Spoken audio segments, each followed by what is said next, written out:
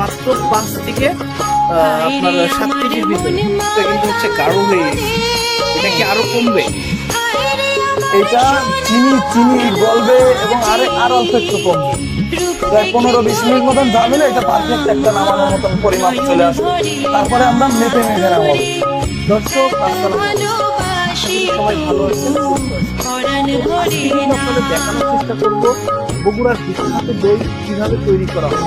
আপনারা দেখতে পাচ্ছেন যে দই পাতানো হচ্ছে, আর এই দইটা কিন্তু সবাই বলে থাকে বগুড়ার বিখ্যাত দই, আর এই দইটা কিন্তু তৈরি হচ্ছে আমাদের এলাকায়।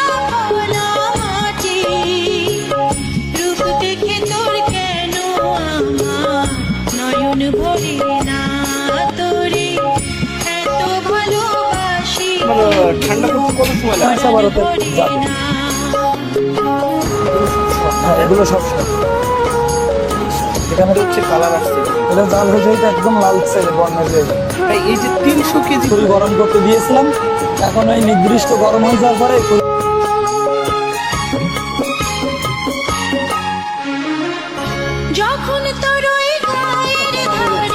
গরম খুঁড়িতে গরম তাপে দেওয়ার কারণে এই জিনিসটা হচ্ছে। এই যে আমরা যে সরগুলো দিছিলাম, এই যে দেখেন একদম খাঁটি পিওর সর, সেগুলো আমরা সব কিছুতে পরিমাণ মতন আমরা দিয়ে দেবো।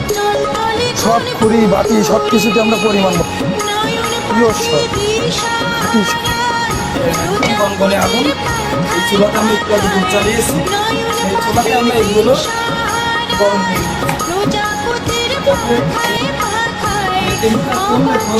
যাতে সর এবং দুধ